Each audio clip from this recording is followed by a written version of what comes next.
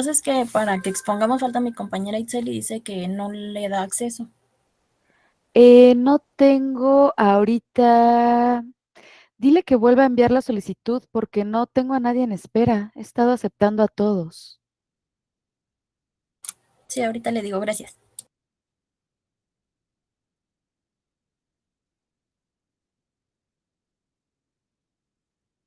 Ya tengo a Itzel, ya aparece Itzel aquí en el grupo.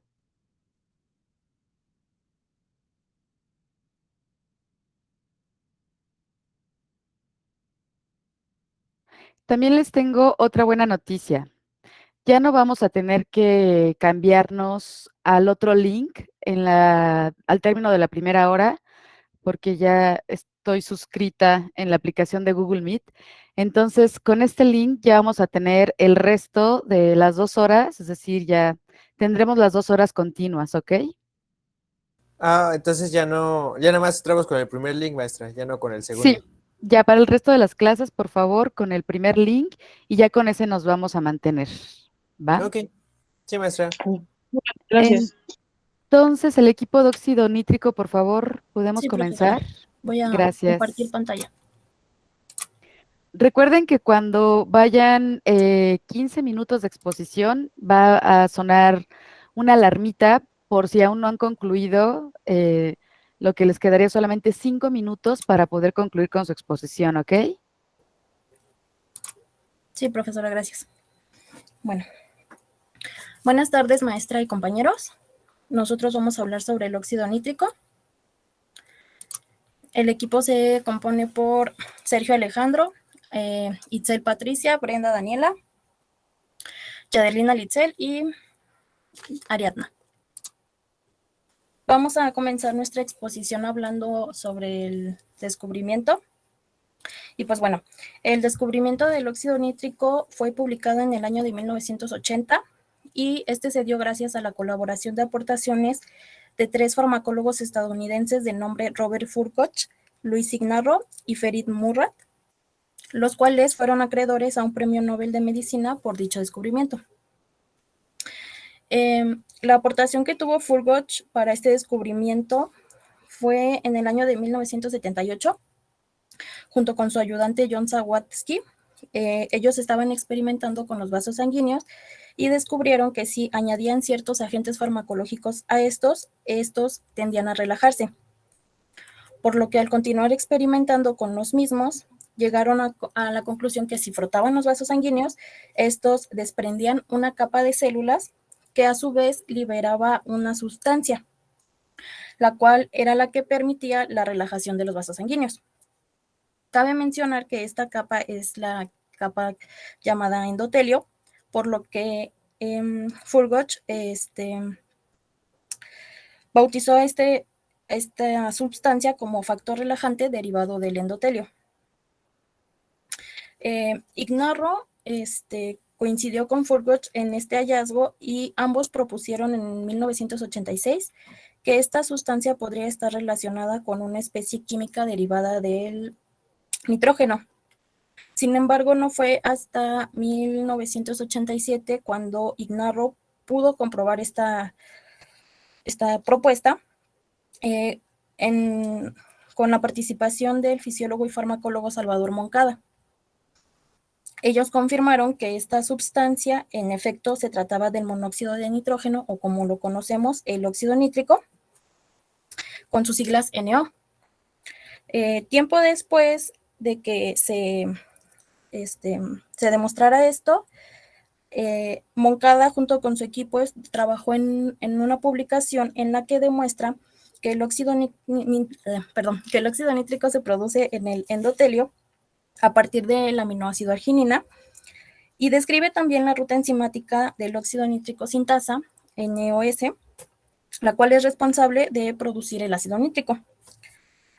Por su parte, la aportación que tuvo Murad en el descubrimiento del óxido nítrico se basó en sus trabajos, ya que se dedicó a estudiar el funcionamiento de las moléculas vasodilatadoras, también estudió las sustancias que tenían acción en el músculo liso y también estudió el mecanismo de acción de la nitroglicerina para de esta manera poder probar cómo es que el óxido nítrico se liberaba en el músculo liso. Gracias a estas aportaciones se logró publicar no solo el descubrimiento, sino también el funcionamiento. Les doy la palabra a mi compañero. Hola, hoy yo les voy a hablar sobre las características del monóxido de nitrógeno, o para los cuates, óxido nítrico. Bueno, es una molécula gaseosa liposoluble. ¿Qué quiere decir liposoluble? Que se puede disolver en grasa. Esto porque ayuda a mantener las arterias y las venas libres de grasa. Y como comercial de sartenes, a este teflón nada se le pega. Trabaja en el cerebro con el cargo de neurotransmisor. Ha viajado al sistema nervioso central y al sistema periférico. Mantiene una relación con el monóxido de carbono. Juntos forman la familia de los neurotransmisores gaseosos. El óxido nítrico tiene un diplomado en nutrición, ya que ha participado en la composición de las espinacas, los rábanos, el apio, la lechuga, entre otros.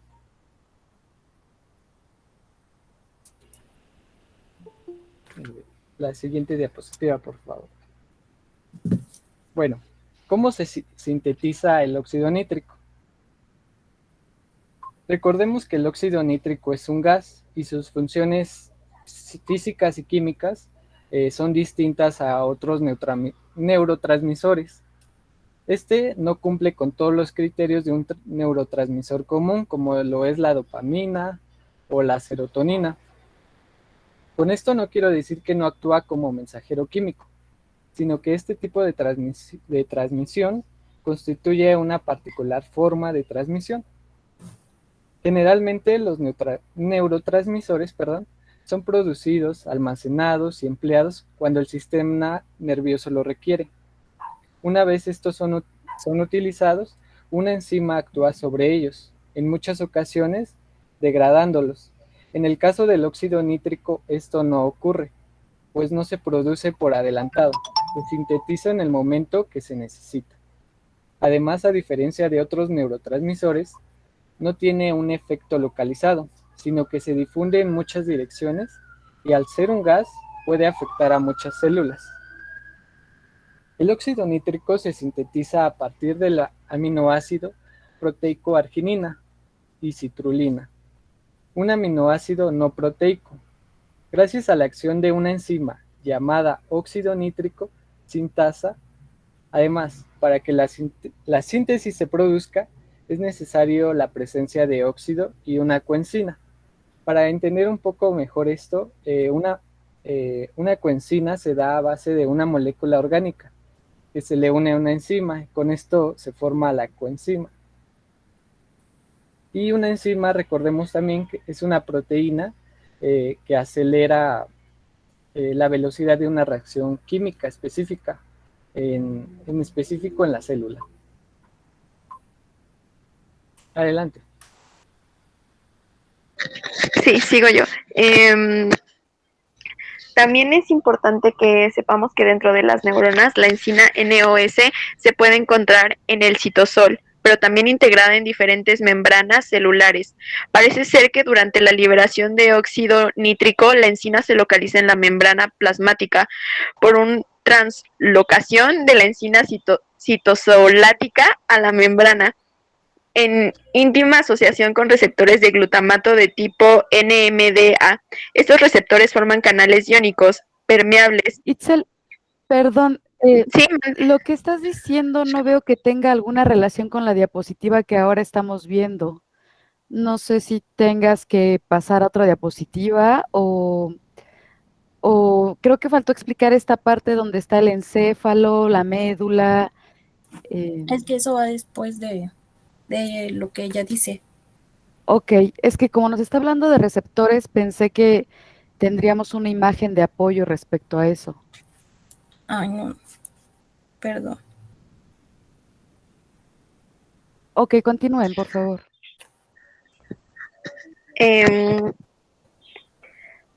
Estos receptores forman canales iónicos permeables al calcio, de manera que cuando unen glutamato y la neurona está despolarizada, se produce la apertura del canal con el consiguiente influjo de calcio.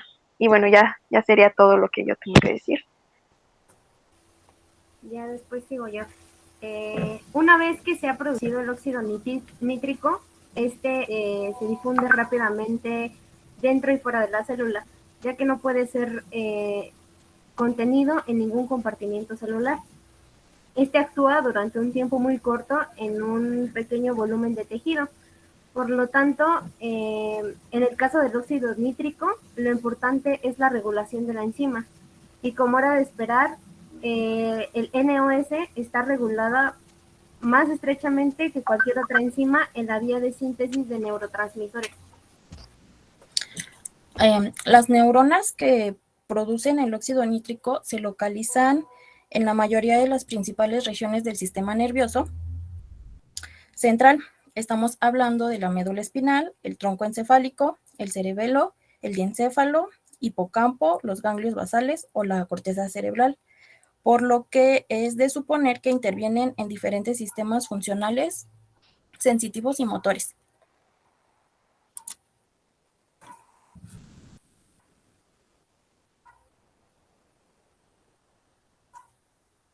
Sigo yo. Bueno, como vemos, las funciones aquí son: reduce la inflamación y la coagulación de sangre, mejora el rendimiento del sistema inmunológico al defender contra las bacterias y combatir contra el cáncer. Aumenta la memoria ya que protege las neuronas y eso hace que se facilite su actividad. Actúa como relajante neuromuscular, en pocas palabras lo hace liso y lo hace más elástico. También activa como mensajero celular y con el monóxido de carbono forma la familia de neurotransmisores gaseosos. Un dato curioso es que el óxido nítrico afecta a las personas con diabetes 2, eso por la hipertensión. Y algo que contiene óxido nítrico es el chocolate negro, que contenga 70% de cacao, y también, como decía mi compañero Sergio, las espinacas, la lechuga, los pepinos y todo eso.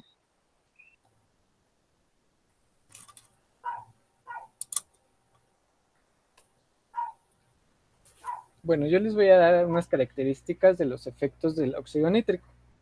El óxido nítrico, como lo mencioné al inicio, se encuentra en la sangre, en los flujos de la sangre. Esto va a provocar que el óxido nítrico dilate los vasos sanguíneos y aumente el flujo de la sangre. El óxido nítrico, recordemos, oxigena el músculo y este va a crecer. El músculo crece gracias a que hay una oxigenación. También, como otra característica, para describir un poco esto, es que las células que bordean los vasos sanguíneos, en este caso las células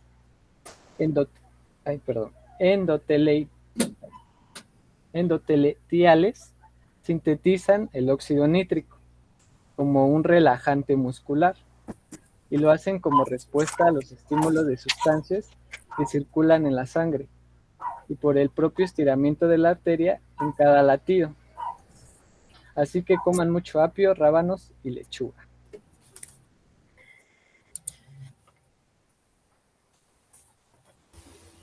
En la parte de los efectos del óxido nítrico encontramos los beneficios que tiene en el organismo, como el ser utilizado para la recuperación muscular, la resistencia, la quema de grasa corporal y el aumentar el flujo sanguíneo en los músculos. El óxido nítrico también tiene efectos negativos. En altos niveles puede causar desmayos y hasta la muerte.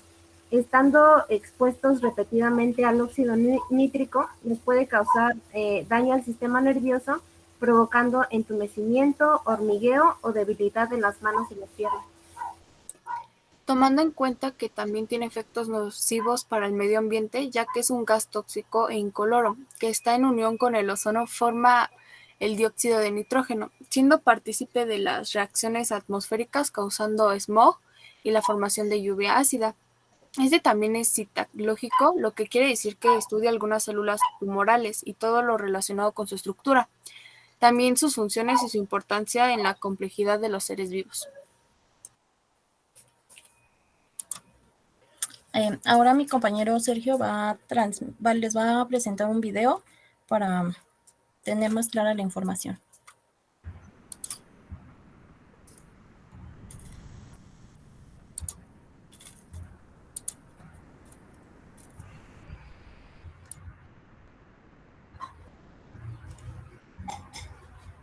Sintetiza directamente en la terminal sináptica. El nítrico se sintetiza directamente en la terminal sináptica. Su precursor es el aminoácido L-arginina. La enzima encargada de su formación es la óxido nítrico sintasa neuronal, que es una enzima que toma a L-arginina y la transforma en óxido nítrico y citrulina. La enzima está regulada por calmodulina, para lo que se requiere el calcio. También es sabido que la síntesis del óxido nítrico se puede intervenir. Bueno, en esta síntesis podemos intervenir como cofactores a la nicotinamida adenina dinucleótido fosfato, la tetrahidrobiopterina y el oxígeno.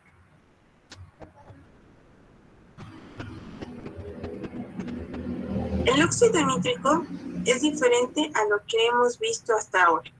Se sintetiza en el cerebro a demanda. Este no se almacena en vesículas y no se libera por la despolarización de la membrana. Los estímulos que promueven su síntesis incluyen activación de receptores NMDA, aumento del calcio intracelular, proteínas adaptadoras y reguladoras, fosforilación de proteínas y citoquinas y la interacción de sustratos y cofactores, entre otros. Una vez sintetizado en el citoplasma de la terminal sináptica, atraviesa las membranas celulares libremente, difundiendo en el medio extracelular para actuar en las células que estén cercanas. Otra gran diferencia que debemos resaltar con respecto a los neurotransmisores que ya hemos revisado es que el óxido nítrico no actúa a través de la interacción con los receptores que ya mencionamos. Este difunde de una neurona a otra y actúa directamente en el medio intracelular. Es importante recordar esto.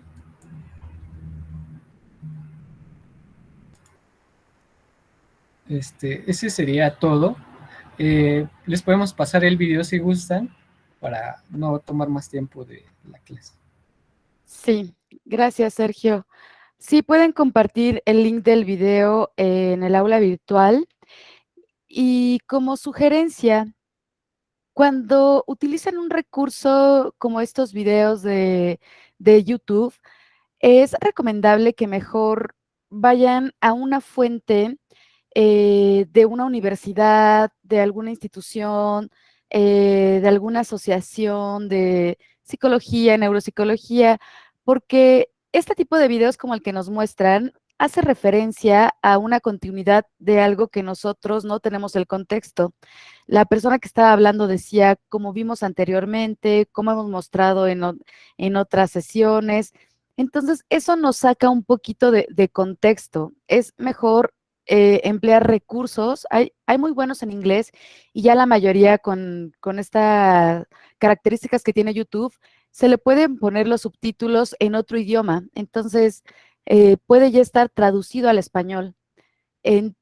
Como sugerencia, mejor traten de apoyarse de elementos de videos que sean más bien de alguna institución, de alguna asociación, para que sean más puntuales, más educativos y menos como si esto fuera un blog, ¿no? En el cual teníamos que haber tenido previamente una continuidad de lo que ella nos está hablando un poquito.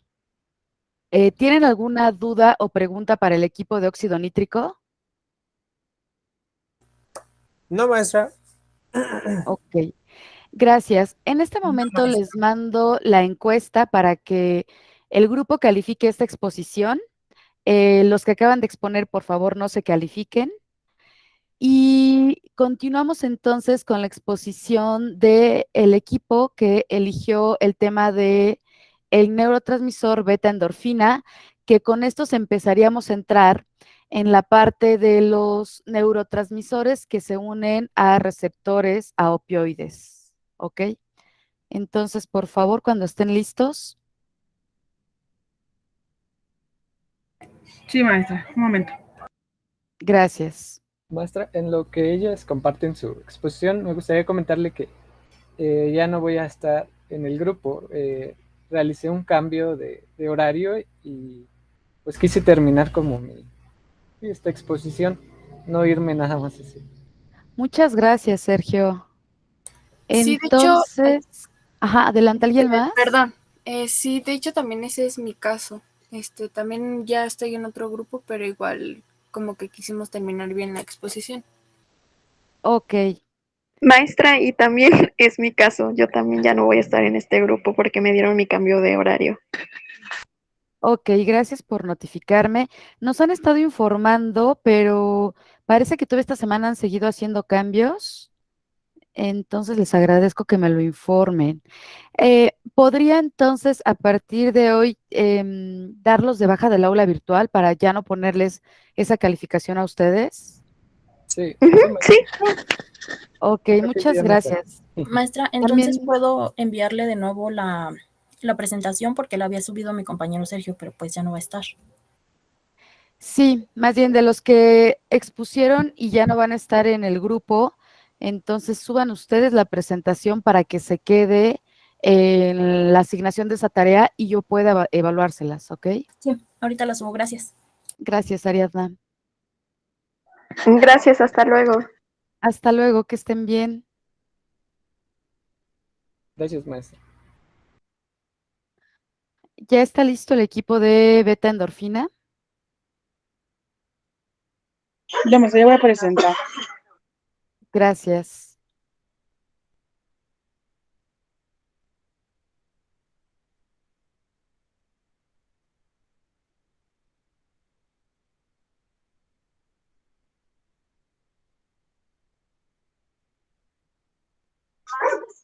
Bueno, nosotros somos el equipo 4, nos tocó explicar lo que es la beta-endorfina. Nuestro equipo está conformado por Acosta Pascual Jacqueline, Aguirre Camarena Itzel, Susana Avendaño y Guadalupe Méndez Montesinos. Para empezar, primero quisimos definir qué es una endorfina. Y bueno, aquí nos dice que la endorfina es una sustancia natural que nuestro propio cuerpo produce y más que nada se encuentra distribuida en el sistema nervioso central, en el hipotálamo, la amígdala y el tálamo. Y bueno, aquí nos sale también que dice que es un polipéptido. Esto quiere decir que son proteínas pequeñas. Y bueno, aquí lo que pasa, las endorfinas lo que hacen es que da un efecto similar a la morfina. Es por eso también de su nombre. Su nombre se lo dio Eric J. Simon, que dice que endo es igual a endógeno y orfina a morfina. Por eso, más que nada las endorfinas lo que hacen es producir como que nuestro cerebro esté como calmado, esta cuestión analgésica y bueno, que también aguantemos el dolor.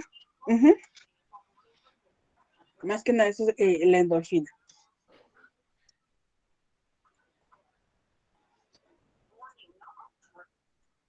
Bueno, yo les voy a hablar sobre cómo se producen las endorfinas.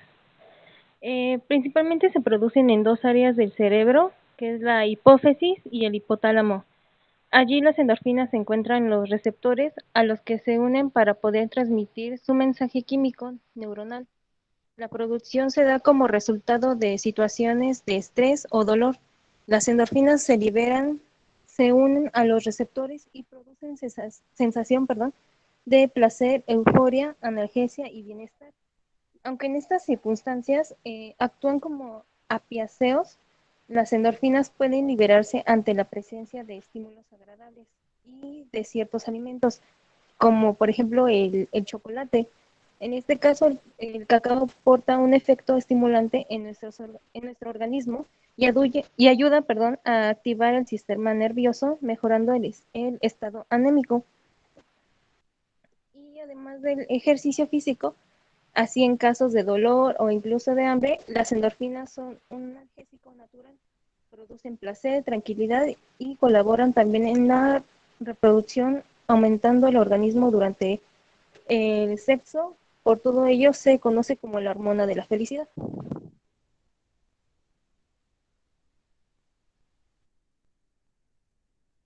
Siguiente, por favor, compañera.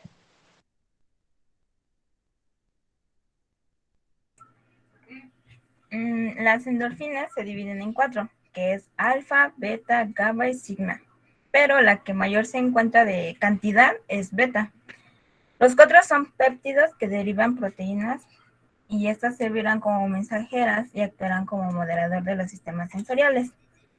Esto tiene como se mencionó, tiene una afinidad por la morfina y por el antagonista opiáceo naloxona.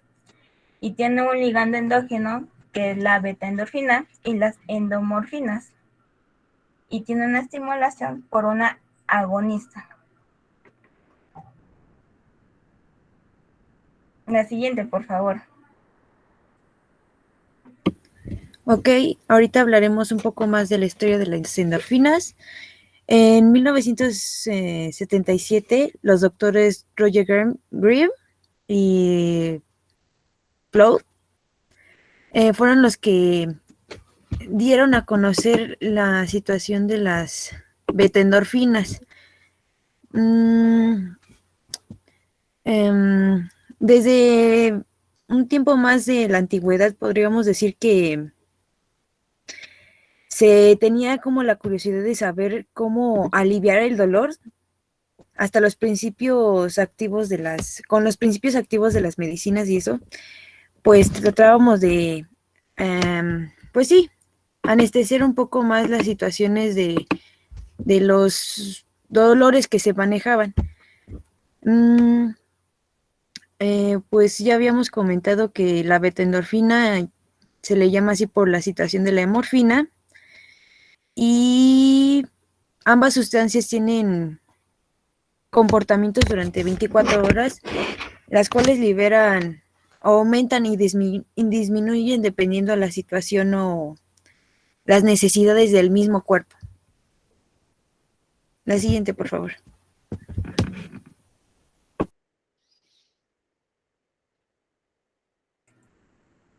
Ahora sí les voy a hablar lo que es beta-endorfina, que esta es una sustancia de un neurotransmisor que se encuentra en los receptores opicios del cerebro, en cual actúa como un potente analgésico con la capacidad de aumentar la liberación de las hormonas del crecimiento y la prolactina. Y como también se menciona anteriormente, que son polipéptidos, y esto quiere decir que es una sustancia que contiene varios aminoácidos, el cual es un conjunto, digo que al momento de hacer un conjunto se crea una proteína.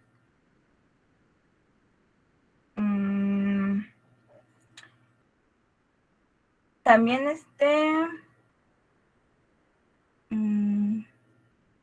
no creo, ahí eso es todo, perdón. Ok, yo les hablaré un poquito más de cuál es su función. Las endorfinas son segregadas por el hipotálamo y por la hipófisis en distintas situaciones durante la excitación cuando el organismo lo necesita. Bueno, aquí nos dice también que a pesar de las respuestas están mucho en las situaciones del estrés, y al momento que nosotros nos lastimamos, esa endorfina es liberada para que dejemos de sentir el dolor. El hipotálamo tiene un efecto, ¿cómo se le dice? Coordinador central, como el que es el que nos va a decir la situación de las necesidades de esta sustancia y el cual va a ser liberado y estimulado por el hipófisis, produciendo esta sustancia.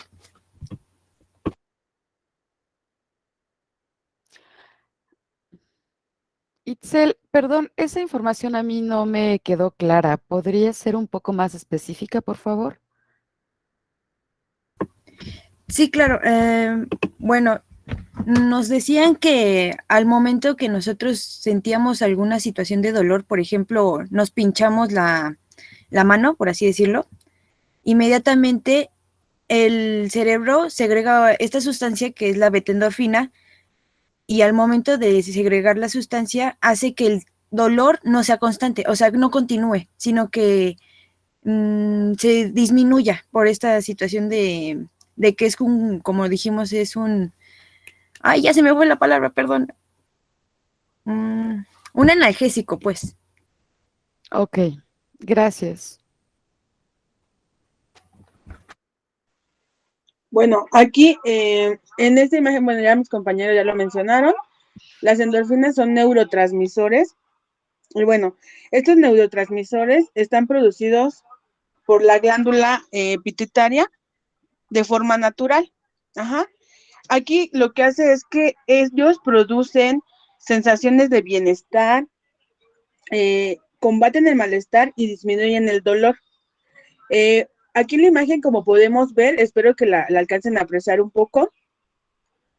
Nos dice que primero llega la señal, bueno, la pituitaria es donde ahí empieza a salir esta cuestión de los neurotransmisores y después el sistema central, nervioso central, es el que se encarga por medio de la sangre de mandar estas señales a los nervios periféricos para que empiecen a hacer acción estos neurotransmisores.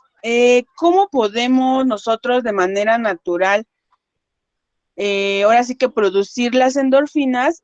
Pues nos dice que por medio del ejercicio, y también, bueno, también estuve leyendo otras cosas, decía que igual, ¿no? El ejercicio, pues es que nos relaja también, ¿no? Nos relaja, si hacemos ejercicio nos sentimos como hasta liberados, porque a lo mejor traemos mucho estrés, el hecho de hacer un ejercicio nos libera, ¿por qué? A causa de las endorfinas. Otra cosa es el sexo, también nos habla que igual al tener relaciones sexuales, también generamos endorfinas, igual nos da esta cuestión de tranquilidad y pues igual, ¿no? También hasta de desestrés, ¿no? Otra cosa es la cuestión aquí habla de bueno, el sexo también tiene otra parte, ¿no? Dice que igual es una parte esta cuestión de la reproducción, ya que influye en esta cuestión de los estímulos placenteros. Entonces también por eso es importante y también ahí es donde se generan estos neurotransmisores. La otra, ejercicios de resistencia. Igual, ¿no? Sabemos que a lo mejor sí te cansas y al final, bueno, digamos, ya cuando terminas, pues sí, ya sientes el dolor, ¿no? Bueno, cuando ya estás como en reposo es cuando se genera un dolor, pero mientras estás haciendo el ejercicio, se liberan las endorfinas y es como si hubieras tomado algún analgésico, ¿no? Porque estás como motivado, estás relajado. Bueno, también igual, como ya lo comentaron mis compañeras, se han identificado tipos de receptores opioides, que es el mu, delta y kappa. Ajá. También iba a comentar algo. A lo mejor en la situación de mi compañera donde decía de la alegría, no es tanto la alegría, sino que es como un analgésico esta situación. Ahí nada más quería hacer la corrección. También nos decían que las betaendorfinas eran 200 veces mayor que la misma morfina, o sea, era mejor, pues. El estímulo que provoca era mucho más placentero para nuestro organismo y más saludable, por así decirlo, para nosotros.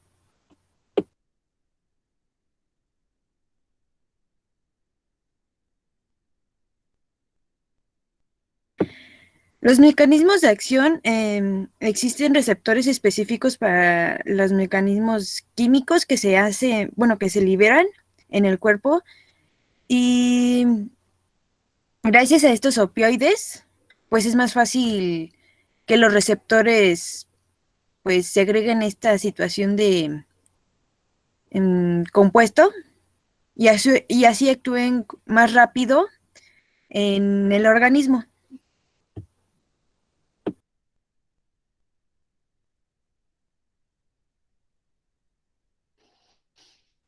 Bueno, ¿de qué forma podemos tener endorfinas es a través de las actividades, por ejemplo, el ejercicio aeróbico.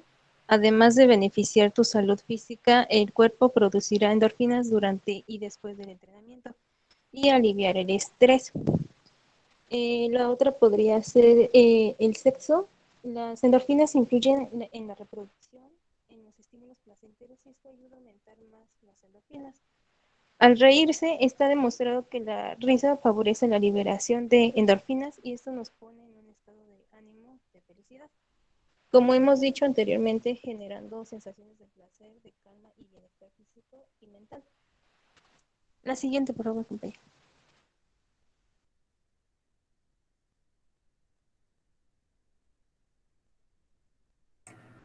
El principal efecto de la deficiencia de endorfinas es porque hay una mayor cantidad baja de neurotransmisores. Y una persona con deficiencia de endorfinas normalmente tendrá más dificultad para sentir placer en la vida o inclusive el disfrutarla. También puede ocurrir que las sensaciones agradables y estimulantes produzcan placer limitado o de intensidad baja, como por ejemplo en las endorfinas, que una persona a lo mejor le gustaba mucho el realizar una actividad como el bailar. Ahora por la baja cantidad de endorfinas puede ser que ya no sienta esa misma satisfacción de hacerlo. Otro ejemplo que también se mencionó fue cuando uno se pincha el dedo con una aguja, ya este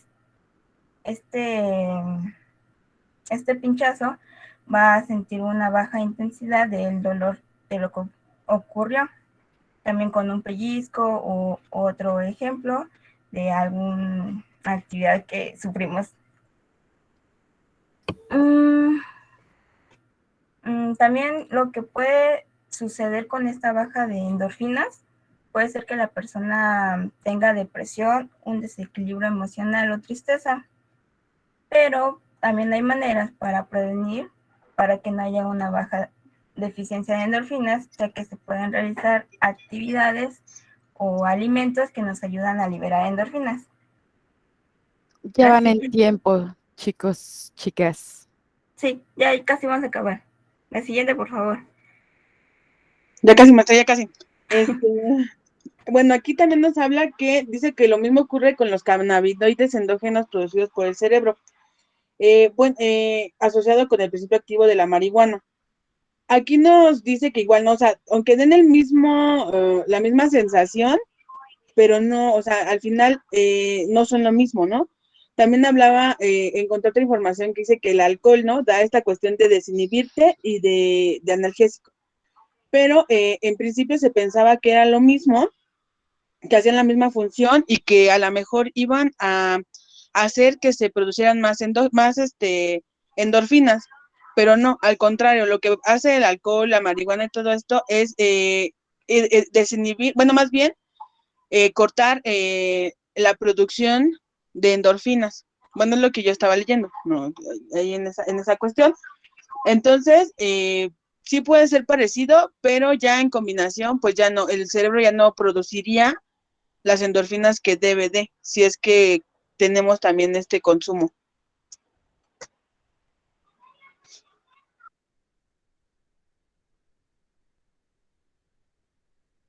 Bueno, y como conclusión pusimos que la modulación del dolor se genera, las beta-endorfinas es clave para la nocicepción, que es un proceso neuronal mediante el cual se codifican, y procesan los estímulos dañinos contra los tejidos, ya que tienen un nivel de 200 veces más potentes que la morfina y es una alternativa endógena que beneficia a las personas que tienen que convivir diariamente con el dolor.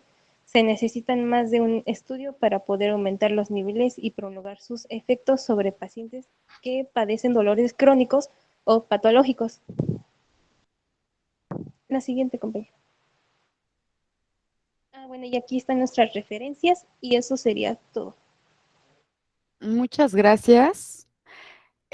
Pongo ahorita la encuesta para la calificación de este equipo. El equipo que acaba de exponer, por favor, no se califiquen. Y también, por favor, terminen de calificar al equipo anterior. Hay una pregunta que les pusieron en el chat. Pregunta Alfredo si esto se puede relacionar con la tolerancia al dolor.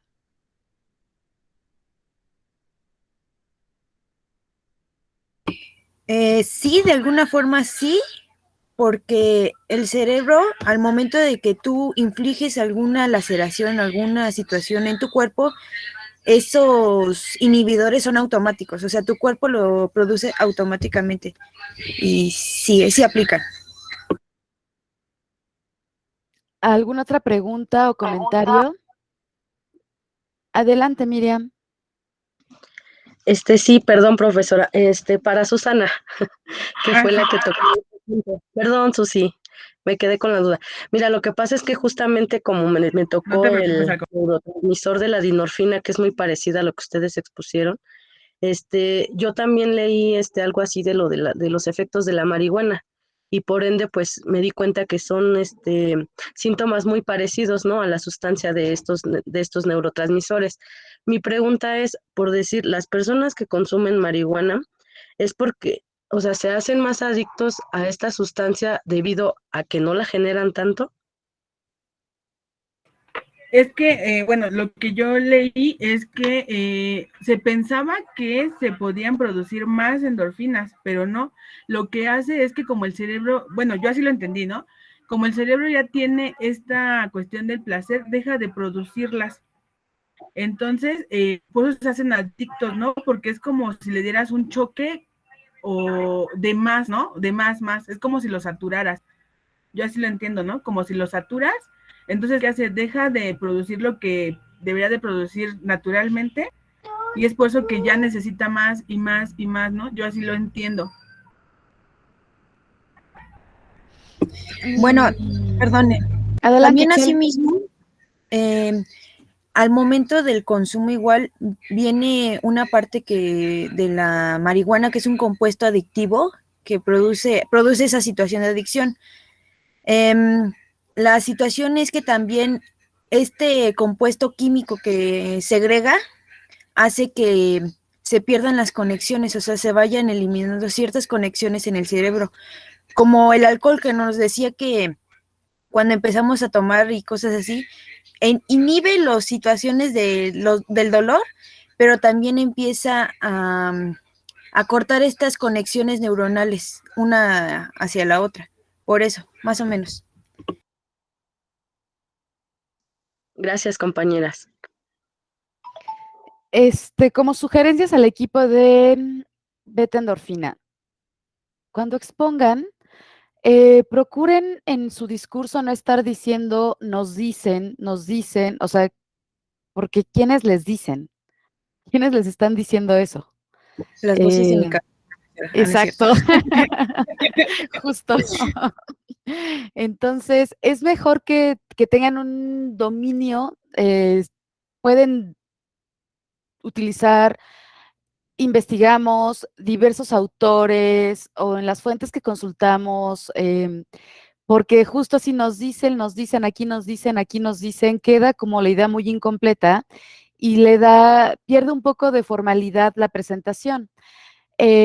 Otra cosa, también procuren que la diapositiva que ustedes utilicen, también va para el equipo anterior, y lo que ustedes estén hablando, en esa diapositiva exista una imagen visual que apoye lo que ustedes estén diciendo. No solamente pongan imágenes de una cuestión decorativa, sino que su slide, su diapositiva, les permita tener un apoyo, porque con esta parte en la que estamos haciendo esta sesión de manera virtual, de repente también se vuelve un poquito más complicado tener una exposición más, necesitamos que sea más gráfica, ¿ok? Que sea más llamativa, que permita que lo que estamos escuchando tenga una congruencia con lo que estamos viendo, para que de esta manera se pueda ir transmitiendo mejor el conocimiento. Si no, de repente nada más nos perdemos en estar viendo y leyendo algo y escucharles con cosas que son como diferentes o distinto a lo que aparece en la diapositiva, ¿va? Otra cosa, cada cosa que a nosotros nos genera un efecto, es porque tenemos los receptores para ella. Creo que ya se los había comentado. Si nosotros, por ejemplo, podemos fumar marihuana y que nos haga un efecto, es porque se une a un receptor en específico. Si nosotros podemos fumar opio y que nos haga un efecto, es porque se une a este tipo de receptores que ahorita nos presentaron sus compañeras. Justamente se les conoce como receptores opiáceos o opioides, porque lo que se notó es, primero se descubrió cómo es que esta planta, que es la amapola, al momento de que se fumaba, se unía a estos receptores y después se vio que nosotros mismos tenemos sustancias que producimos que se unen a esos receptores, que son lo que ya nos hablaban, ¿no? Estas beta endorfinas son endorfinas que, como su nombre lo dicen, se producen endógenamente. Endógeno quiere decir que es algo que está dentro de nosotros. Exógeno es algo que está afuera. Entonces, endógeno es producido por nosotros mismos, por los organismos. Cuando hablamos también de los endocannabinoides, ojo, aquí que ahorita mencionaban la marihuana y que ahorita el siguiente equipo parece que también la va a mencionar, la marihuana y los endocannabinoides tienen sus propios receptores. No se unen a los mismos de estos que ahorita nos presentaron, pero lo que empieza a ocurrir es que se puede dar la activación de ciertas regiones cerebrales que pueden a su vez activar a estos receptores.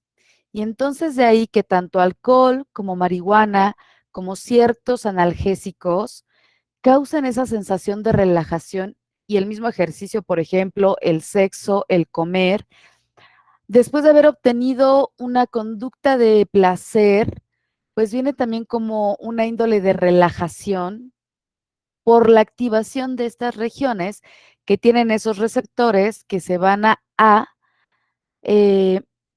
activar producto de otra cosa que fue de manera indirecta. Entonces, necesito que piensen que nuestro cerebro no es algo que funciona de manera lineal, que es si pasa A, entonces se activa B.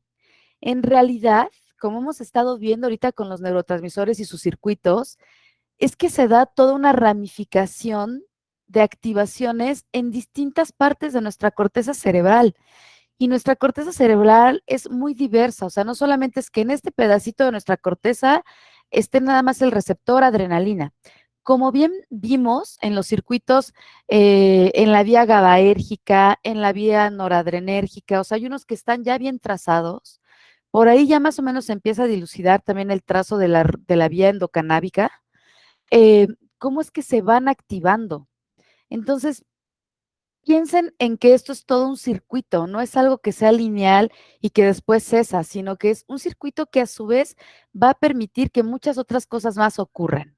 Y de ahí que también haya convergencia entre los procesos. Por eso está relacionado esta parte de los opioides, pues también con el consumo de marihuana. Sin embargo, la marihuana y los endocannabinoides tienen su propio sistema y tienen sus propios receptores. ¿Ok? Continuemos ahora entonces con el equipo de dinorfina, por favor. Gracias, chicas de beta endorfina. Gracias, maestra.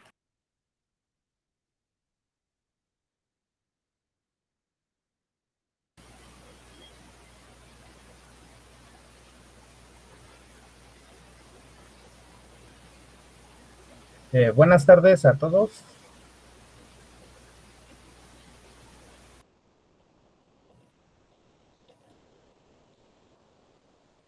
Solo para corroborar, ¿sí me escucho? Sí. Gracias. Sí, compañero. Roberto, buenas tardes. Gracias. Muy bien, nosotros vamos a exponer dinorfina. Me acompañan el día de hoy Ana Lilia Cruz, Miriam Cuellar y Viviana Betanzos. Yo soy Roberto Bravo y les vamos a hablar de la dinorfina. La que sigue, por favor. La dinorfina es un tipo de sustancia química que se clasifica dentro de los péptidos opioides y que es producido naturalmente por el cuerpo humano y que afecta la función del cerebro, así como en el sistema nervioso. Precisamos hacer la precisión de qué es un péptido opioide para que se vaya entendiendo del por qué participa en esto, ¿no? Los péptidos opioides son moléculas que son sintetizados por parte de las neuronas del sistema nervioso central, actúan como moduladores al dolor y están involucradas en el desarrollo de las adicciones, ¿no? También en el control de la temperatura corporal, en la regulación del apetito y en algunos otros procesos biológicos. Su nombre viene de los efectos analgésicos que tiene el opio. También es preciso decir que los opioides son sustancias de origen. Perdón. Opioides, un término utilizado para todas las sustancias, sean del origen que sean, que se puede unir a un receptor opioide del organismo. Un opiáceo son sustancias derivadas del opio que tienen acción opioide. Como tales, no se encuentran de modo natural dentro del ser humano. Un ejemplo de ellos es la morfina. Aquí es importante hacer el contraste de que todos los opiáceos son opioides, pero no al revés. La que sigue, por favor. Aquí vemos la planta de la amapola, de donde se extrae el opiáceo, ¿no? La que sigue. De manera rápida, los péptidos opioides fueron descubiertos en 1975 por John Hughes y Hans Kosterlitz. Perdón. La que sigue. Regresando a las dinorfinas. Hay varios tipos. Las que destacan, según lo que indagamos, son la dinorfina A y la B. Pero todas están reguladas involucradas en la regulación de las funciones básicas, como el apetito, las emociones, respuesta al estrés, la motivación, el dolor y refuerzan el comportamiento. Por eso que se les liga con la causa de adicciones. Dentro de las características principales que encontramos, como ya lo mencioné, regulan el apetito, la emoción. Sin embargo, la cualidad estrella de la dinorfina es que produce analgesia o alivio al dolor sin que se altere la conciencia. Aquí podemos apreciar la molécula de la dinorfina.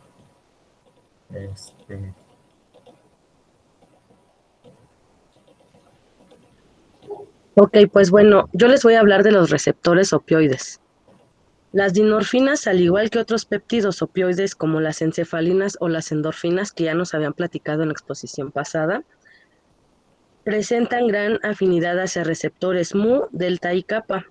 En el caso de las dinorfinas es especialmente destacable el receptor kappa, también conocido como CORS. Estos, junto con las proteínas G, poseen la capacidad de inhibir o estimular la actividad de la adenilil ciclasa a través de una serie de señales en cascadas mencionadas anteriormente. La palabra que les acabo de comentar, adenilil ciclasa, es más conocida como ciclasa y es proteína G, perdón. Forma parte de la cascada de las proteínas G y transmite señales químicas desde el exterior de la célula a su interior a través de la membrana celular.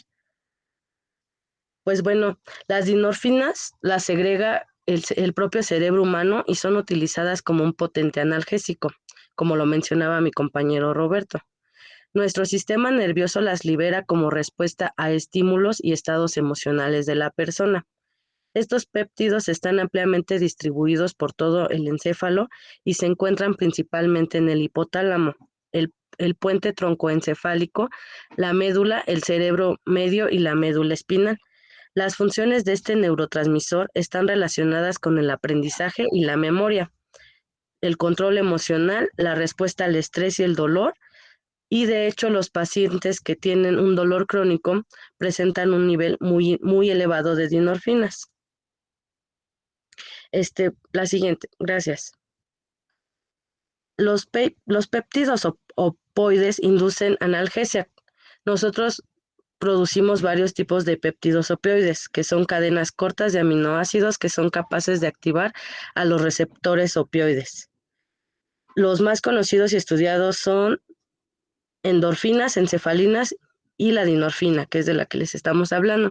Y pues como ya les había mencionado, los receptores para este péptido son el mu, delta y el kappa. Aquí, en caso contrario a lo que ya les había mencionado, que son pues más que nada lo contrario a no segregar, esta sustancia, es que cuando nuestros niveles de dinorfina son muy bajos, se pueden producir cambios muy bruscos en el estado de ánimo, y esto nos puede generar ansiedad, estados depresivos o comportamientos de tipo obsesivo-compulsivo. Las personas que no producen suficientes endorfinas tienen más posibilidades de incurrir en conductas adictivas, como ya lo habíamos mencionado. La otra presentación, el consumo de alcohol o drogas, o que les proporcionen, o cualquier otra droga que se proporcione. Aunque sea de forma temporal, es un placer o satisfacción que no consiguen por sí mismas. Ok, con respecto al tema que hoy nos ocupa, deseamos mencionar los efectos farmacológicos que produce el agonismo kappa, ya que es el sitio de acción de las dinorfinas: analgesia espinal, miosis, sedación, depresión cardiovascular, catatonia y rigidez torácica. Ok, pues bueno, lo antes mencionado nos quiere decir que siendo la dinorfina el péptido más potente de los liberados por la prodinorfina, es por eso que este péptido es de los más variables de aminoácidos, dependiendo del tipo que se trate, y se encuentra normalmente en regiones del hipocampo con una fuerte corriente sináptica excitante. Tras algunos experimentos de varios tipos, comenzaron a proponerse las implicaciones de las dinorfinas en la fisiología. Así, actualmente sabemos que los mecanismos fisiopatológicos que pueden involucrar a las dinorfinas incluyen la epilepsia, la adicción, la depresión y la esquizofrenia. La siguiente, por favor. Eso sería todo. Bueno, sigue otra compañera. Buenas tardes. Yo les voy a hablar de cuál es su función de los péptidos opioides. Y nos dice que a través de la sinapsis, cada péptido opioide va a activar un receptor en específico. Por ejemplo, aquí vemos la endorfina, de las que ya nos habían hablado, endorfina, que activan el receptor mu, la encefalina, que activan el receptor delta, y las dinorfinas, que activan el receptor kappa. Los receptores opioides son proteínas de 7 segmentos, como podemos ver en la imagen. Son segmentos transmembranales, acoplados a una proteína GI. Cuando el receptor es activado con un péptido opioide, la proteína GI se disocia y produce una disminución en los niveles de AMP cíclico, que es adenosín monofosfato, y un incremento en los niveles de GMP cíclico, que son los guanosin monofosfato cíclico. A su vez, va a inducir la salida de potasio a través de canales de potasio, y eso hace que la célula pierda cargas positivas, como podemos ver en la imagen. También, dejando el potencial de membrana, más negativo. También va a impedir el ingreso de cargas positivas a la célula, activando los canales de calcio, impidiendo el flujo de calcio hacia el espacio intracelular. Aquí, por ejemplo, podemos ver el AMP cíclico y el GMP cíclico, como nos comentaba la maestra, que son unos segundos mensajeros. ¿Sí le puedes pasar, por favor? Bueno, les voy a explicar un poquito, por ejemplo, como nos dicen, es un inhibidor en este caso de dolor, que nos dice que al recibir un golpe, el estímulo nervioso, ese impulso nervioso es transportado por una neurona nociceptiva. La neurona nociceptiva es la neurona del dolor, que va desde el lugar del golpe, de la periferia, se podría decir, desde donde nos peguemos, en la mano, el pie, que nos demos un golpe, se va hasta la médula espinal, que era de lo que nos hablaba, de que ahí se aprecian más este tipo de dinorfinas. Ahí se realiza una sinapsis con una segunda neurona nociceptiva, la cual llevará el impulso nervioso desde la médula hasta el tálamo. Y en la mitad de nuestro cerebro, ahí habrá otra sinapsis con una tercera neurona nociceptiva, la cual lleva ese impulso de dolor a las diferentes partes del sistema nervioso central.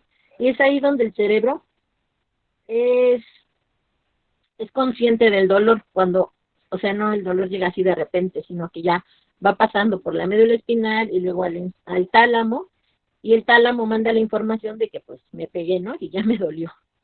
Dice, y de ahí el sistema nervioso se activan 2 neuronas de los núcleos del RAFE, y nos dice que descienden, ahí ya del núcleo del RAFE, van a descender por la médula espinal y harán sinapsis con la primera y segunda neurona nociceptiva, las que estaban en el tálamo y en la médula espinal.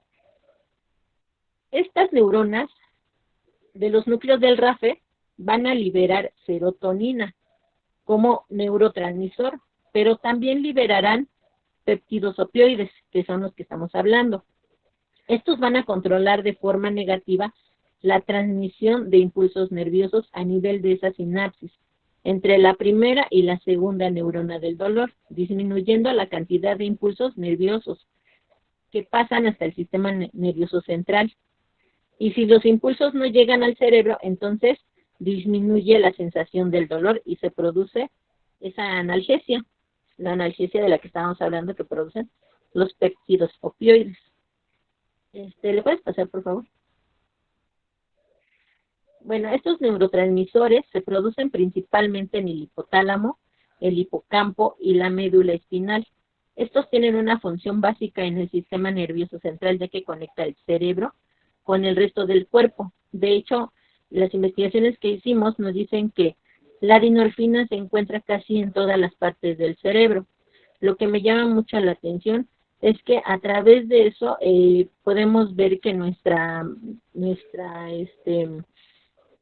célula podría quedar hiperpolarizada, por eso la función del dolor ya no es tan fuerte cuando llega nuevamente a nuestro cerebro, sino que eso va haciendo que se inhiba el dolor, que se quite, como la analgesia.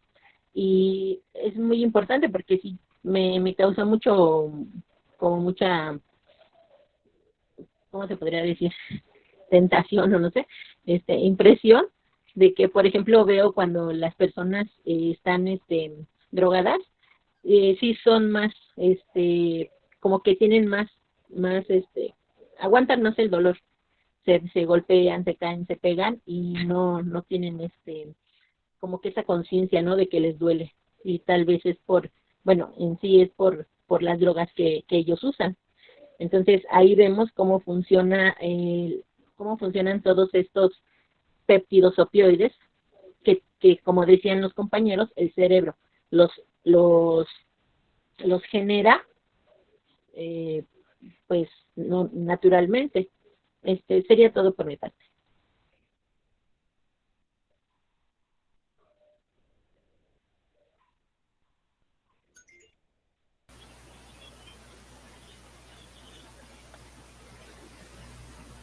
¿Ya terminaron? No, profesora, es que... No, falta una compañera.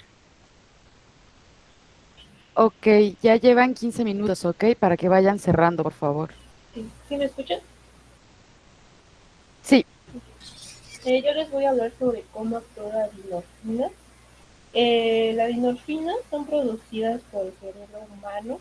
Es un potente analgésico, una de las 20 veces más eficaz que la morfina. De esta forma, nuestro sistema nervioso las libera como respuesta a los estímulos y estados emocionales de las personas. Como mencionaron mis compañeros, pues los pacientes con dolor crónico presentan un nivel muy elevado de endorfinas y los efectos que producen en el cuerpo son parecidos a las sustancias tales como la morfina o la metadona. Yo investigué sobre la metadona y la metadona es un analgésico sintético y se utiliza en desintoxicación de drogas. La endorfina también son responsables de la atenuación del dolor y crean una sensación de euforia y mayor energía. Como conclusión, como mencionó mi compañera Miriam y el anterior equipo, la endorfina es un opioide endógeno de nuestro organismo que actúa como un neurotransmisor en el sistema nervioso central, que son producidas por el cerebro humano. Así interaccionan con receptores kappa y otros tipos de receptores. De este modo, cada tipo de endorfina muestra una cierta preferencia y potencia ante cada receptor. Un opioide endógeno podemos recordar que es un sistema innato para aliviar el dolor que se compone de neuronas ampliamente dispersas, así constantemente están haciendo ajustes entre el dolor y la recompensa en las áreas del cerebro. Y estas son nuestras referencias. Por nuestra parte sería todo. Gracias. ¿Tienen preguntas o dudas para el equipo de Dinorfina? No, maestra, de mi parte no. Ok, vamos a concluir con una última exposición. Laura me parece que nos va a presentar histamina.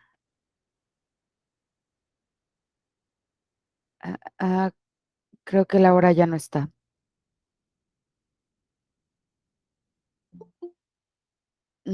Está llegando.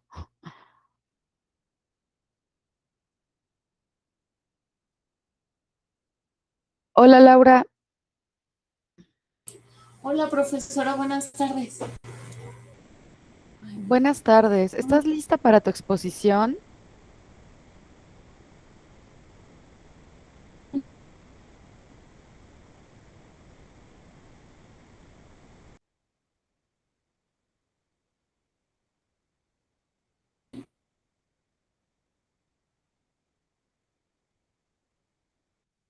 Hola, Laura. Creo que tiene problemas de conexión, maestra.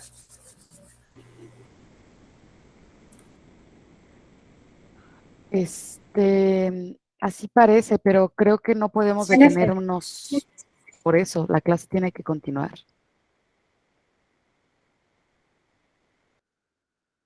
Ya está la encuesta para la calificación del equipo de ¿ya puedo endorfinas. Por favor, presentar? no se autocalifiquen. Por favor, Laura. Maestra, mientras mi compañera presenta, le quería preguntar, es que mi lector no lee las encuestas. Entonces, ¿cómo le hago yo? No sé si quieres mandarme por chat solamente a mí, no que sea en todo el grupo, la calificación que le estás dando a cada uno de los equipos. Ok, ¿se la puedo hacer llegar por correo o por dónde? Es que Claro. no. Sí, ¿Sí? también por correo está bien, Uriel. Sí. Ok, maestra, gracias. A ti. ¿Ya estás lista, Laura?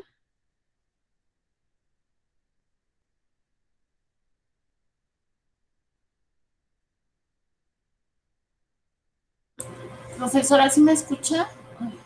Sí, sí te escucho, pero quiero saber si ya puedes Es que exponer, por favor, o si estás teniendo problemas, yo continúo con la clase, porque no podemos estarnos retrasando ya tanto. Bueno, voy a intentarlo. Es que sí tengo problemas con el internet, se me está yendo, pero voy a intentarlo. ¿Me lo permite? Claro.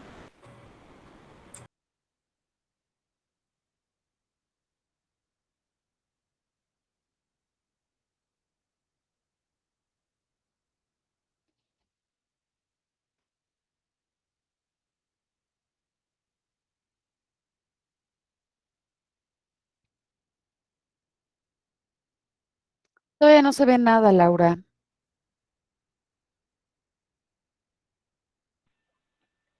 Maestra, Sí, dime. mientras mi compañera se conecta, voy a preguntarle algo. Lo que Adelante. pasa es que me metí a la evaluación de la semana pasada para evaluar a mis compañeros, pero no me dejaba mandar la encuesta, por así decirlo, y me decía que tenía que llenar a fuerzas el de mi equipo. Entonces dije, ay, ¿cómo le hago? Entonces me puse 5 para mandarla y de hecho sí le dejé comentario ahí diciéndole que Ah, no podía mandarla bueno, no me dejaba mandarla si no me calificaba. qué Profesor, raro. no me deja. ¿Sí? Sí está fallando muchísimo mi internet. Discúlpeme. Ok, voy a continuar con la clase entonces, Laura. Discúlpame tú a mí que no podamos esperarte y lamento tu situación, pero es algo que tienen que prevenir, tener en cuenta. Yo sé que las cosas así, pues de repente pasan, pero cuando les toca exponer y saben que tienen una mala conexión, tal vez váyanse con el vecino a un parque donde haya conectividad, no lo sé, porque si no, esto nos va retrasando cada vez más. Comienzo a compartir pantalla. El día de hoy vamos a terminar ya con la primera unidad, finalmente, y tiene que ver con esta parte, con hacer el cierre de los segundos mensajeros. Necesito que les quede bien claro por qué son relevantes los segundos mensajeros y qué tiene que ver con todo esto que ahorita ustedes terminaron de exponer y que nosotros mismos estamos ahorita viendo, ¿no? Recuerden que seguimos analizando cómo es que el cerebro se está comunicando, que el cerebro se puede comunicar con dos procesos, la sinapsis eléctrica y la sinapsis química. En la sinapsis química es todo lo que ustedes nos han expuesto, que hemos explorado sobre los neurotransmisores, que vemos cómo desde una terminal se libera un neurotransmisor que va a ejercer su función sobre un receptor en la célula postsináptica y hasta ahí nos hemos quedado. Un poquito ahorita el equipo anterior ya medio empezó a dilucidar esta cuestión de qué es lo que ocurre después de que el neurotransmisor toca a un receptor en específico y es aquí donde entra el papel de los segundos mensajeros. Entonces comienzo a compartirles la pantalla, díganme si pueden verla, por favor. ¿Ya pueden ver la presentación? Ya, maestra. Ok. Entonces, pues justamente esa, como la continuidad de esta historia en donde vemos, bueno, sí, ya el neurotransmisor ha tocado al receptor, después de que toca al receptor, ¿qué es lo que pasa? Y aquí hay que recordar que tenemos dos tipos de receptores, un receptor ionotrópico y un receptor metabotrópico, y que muchos neurotransmisores pueden tener varios tipos, tanto de receptores ionotrópicos como de receptores metabotrópicos. Hay que acordarnos siempre como del ejemplo por excelencia, acetilcolina. Acetilcolina tiene sus receptores metabotrópicos, a los cuales se les conocen como muscarínicos, que es donde vieron que se unía este hongo, que es el Amanita muscarie, y sus receptores nicotínicos, que es donde se une la nicotina, que son receptores ionotrópicos. Basta con que se una a ese canal, en un sitio específico del canal, y ahí mismo ese canalito se abre y lo que va a hacer es que permite el paso de iones específicos. Mientras que los metabotrópicos son receptores de 7 segmentos transmembranales que están acoplados a proteínas G. Y es aquí donde entra el papel de los segundos mensajeros. Entonces, después de que un neurotransmisor ejerce su efecto por un receptor, déjenme pongo aquí un puntero, justamente lo que notamos es, hay una célula, en este caso pensemos una neurona, que está liberando un neurotransmisor. Ese neurotransmisor va a ejercer su función mediante un receptor en una célula en específica, la cual se le conoce como célula diana, y esta es la manera en la que también actúan las hormonas. Es un tipo de comunicación. Y después de que ejerce su función, se da una respuesta intracelular. Y entonces a esto se le conoce este mecanismo que se está dando aquí, que está señalando por las flechitas, como una transducción de señales intracelulares. Cuando en una célula en específico no está ese receptor, aunque se esté liberando muy cerca ese neurotransmisor, no va a ocurrir nada. No hay receptor para ese ligando en específico, entonces no se genera una respuesta, es lo que les decía. Si nosotros nos metemos algún tipo de sustancia, alguna planta, algún medicamento, algo para lo cual no tenemos el receptor o no ejerce su función a través de un receptor, no nos va a hacer absolutamente nada porque no tiene manera de que nuestras células decodifiquen ese mensaje, ¿ok? Entonces, esta es un cómic, Aventuras de una vía de transducción de señales. Nosotros lo que vamos a revisar es qué es lo que hacen los segundos mensajeros y dónde entran en este papel de la neurotransmisor. ¿Qué es lo que pasa? Pues si no hay un ligando, no hay una respuesta. Y entonces podemos tener aquí pues varias enzimas que están ahí en la membrana, pero la respuesta está apagada porque no hay un ligando que esté haciendo que ésta se active. Al momento que ocurre un neurotransmisor o un ligando, entonces se enciende. Al momento que ésta se enciende, aquí está la APG de apagado, todos estos tienen APG de apagado, pero entonces el neurotransmisor, por medio del receptor, activa ese receptor. Este receptor, a su vez, lo que hace es que activa otro tipo de proteínas que se encuentran a nivel de la membrana. Este receptor que activa esas proteínas que están a nivel de membrana, lo que va a hacer es que, a su vez, va a activar otra proteína, pero esta se encuentra ahora a nivel del citosol de nuestra neurona, y lo cual va a hacer que, a su vez, esta active a otra proteína que también está en el citosol, y al final lo que nosotros tenemos es una respuesta. ¿Y esa respuesta qué puede ser? Esa respuesta puede ser la activación de un gen, la secreción de otro neurotransmisor, la secreción de una hormona, la proyección de un axón con otra neurona. Se van a dar una cantidad de respuestas que al final están siendo el trasfondo, el background de que nosotros podamos desplegar cierto proceso o conducta. Por eso son importantes los segundos mensajeros. Y recuerden, todo esto está ocurriendo después de que un neurotransmisor activa a su receptor en específico. Entonces, ¿qué es lo que tenemos? Entran aquí nuestras proteínas G. Los receptores metabotrópicos, lo que yo les decía, todos se encuentran a nivel de la membrana de nuestras neuronas y tienen 7 segmentos transmembranales. Esos 7 segmentos transmembranales, como su nombre lo indica, quiere decir que atraviesan la membrana, por eso son transmembranales.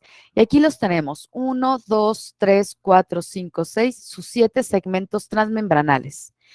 Este es un receptor acoplado a proteína G. Aquí tenemos a nuestra proteína G.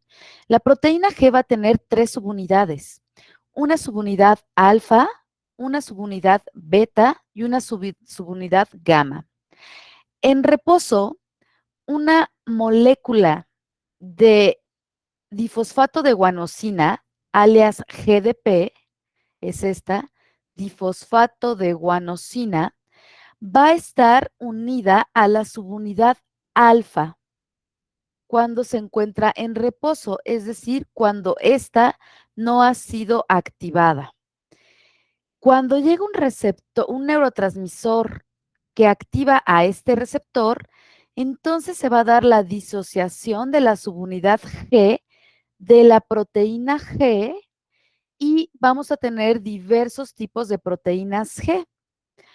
A su vez, al momento que se disocia de estas otras subunidades que son beta y gamma, la subunidad beta y gamma pueden llevar a cabo la activación de otras enzimas. Esto ahorita lo vemos más adelante. Ahorita lo que quiero que sustraigan de esta diapositiva es que las proteínas G, al momento que se activan vía un neurotransmisor, lo que van a hacer es que podemos tener de 4 tipos la activación de esta subunidad G. Vamos a tener una subunidad G, que puede ser activadora, que puede ser inhibidora, perdón, con la I es inhibidora, la activadora, la que puede ser de aumenta, es decir, que a su vez va a propiciar la síntesis de otras proteínas, y aquella que puede ser estimuladora. Entonces, esta proteína G que se disocia una vez que se activa producto del neurotransmisor, va a tener diversas respuestas dependiendo de qué tipo de proteína G sea la que estamos hablando. Cuando el receptor es activado por el neurotransmisor, la proteína G que estaba en reposo unida al GDP, lo que va a ocurrir es que este GDP se va a intercambiar por un GTP, es decir, por un guanosin trifosfato, lo cual está significando que se agregó o se añadió un grupo fosfato a este tipo de guanosina, que también es una proteína. ¿Dudas hasta aquí? No, maestra. Ok, entonces vamos a ver estos pasitos poco a poco. Vean, tenemos aquí al receptor que está asociado a la proteína G. En un estado inactivo, la subunidad de la proteína G está unida al GDP. ¿Ok? Como les había dicho, aquí no está ocurriendo nada, aquí está el receptor, tranquilo. De repente llega el neurotransmisor. Entonces, cuando un receptor asociado a la proteína G se activa porque ya llegó el neurotransmisor, este GDP es sustituido por GTP. Aquí lo vemos. Se desplaza el GDP, es sustituido por el GTP. De esta manera, la proteína G activada se separa de la subunidad beta, vean cómo se va la alfa, y esta subunidad alfa que se activa, que hace que se separe por el GTP, se va a unir a esta proteína efectora. Vean aquí cómo hay una proteína efectora 1. Y esta proteína efectora 1, lo que va a ocurrir es que aquí la subunidad G-alfa elimina el grupo fosfato del GTP y se vuelve a poner en GDP, poniendo fin de esta manera a su propia actividad.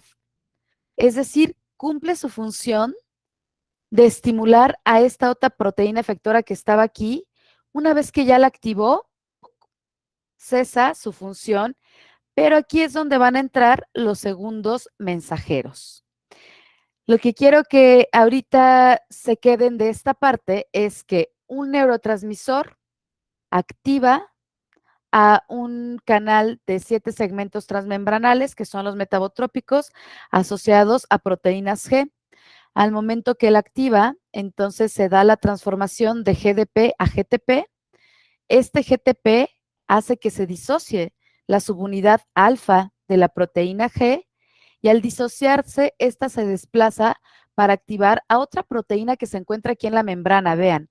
Pero vean cómo esta no está transmembranal. Aquí esta figurita está atravesando toda la membrana de la neurona, y aquí esta no está transmembranal, está solamente del lado interno de la membrana, ¿no? Y entonces al momento que activa esta proteína efectora, vamos a ver qué es lo que continúa, y entran ahora sí estos actores que son los segundos mensajeros. ¿Cuál es la relevancia de este sistema efector que están asociados a proteínas G? Pues bien, un ejemplo de esto lo tenemos con los receptores muscarínicos, como les comentaba, de la acetilcolina. Los receptores muscarínicos son un buen ejemplo de la relevancia que tienen, porque estos receptores de acetilcolina están asociados a canales de potasio. Ajá.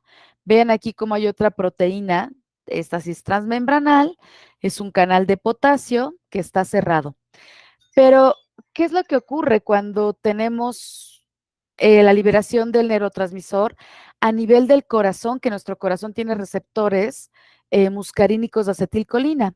Pues lo que ocurre aquí es que se libera acetilcolina y llega a un neurotransmisor muscarínico, que es uno de 7 segmentos transmembranales. Lo activa. Al momento que lo activa, entonces, en la proteína G, lo que ocurre es que GDP se cambia a GTP. Al momento que se cambia a GTP, se disocian la subunidad alfa de la beta y la gamma, pero vean cómo la beta y la gamma se desplaza de este lado de la membrana y al momento de que se desplaza, genera aquí una reacción con el canal de potasio que estaba cerrado y al tener esa reacción lo que hace es que lo abre. Y entonces al abrirlo, lo que va a permitir es que se dé el ingreso de potasio a través de este canal. Aquí también va a pasar otro proceso, lo veremos más adelante, pero entonces a esta parte que hacen los efectores asociados a proteínas G, cuando no pasan por otra proteína efectora como lo veíamos en el anterior, a esto se le conoce como una vía corta. Y este es un buen ejemplo de lo que ocurre, que prácticamente se da con la liberación de acetilcolina sobre el receptor muscarínico en nuestro tejido cardíaco.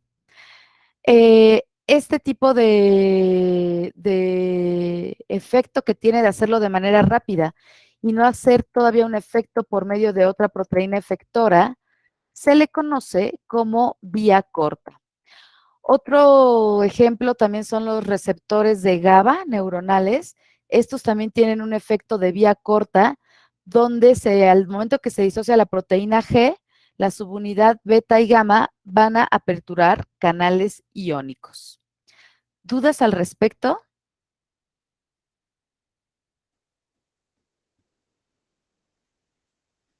Ese silencio me hace sospechar que tal vez sí hay dudas. Maestra, entonces, ya iba a hacer, perdón, es que tengo problemas de que. Entonces, la proteína, bueno, más bien, la proteína G está compuesta por sus 3 subunidades, que es el alfa, el beta y el gamma. Ok.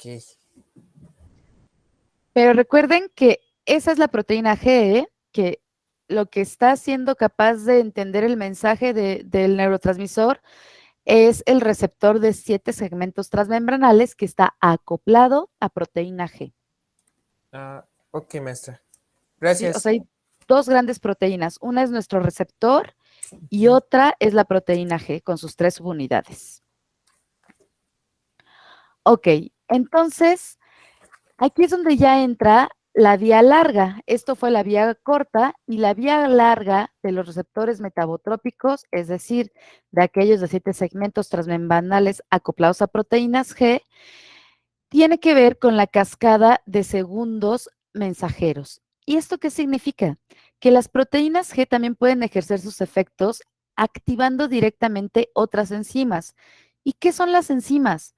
Las enzimas también son proteínas, pero que las distingue de otras proteínas porque tienen actividad metabólica. ¿Qué quiere decir que tengan actividad metabólica?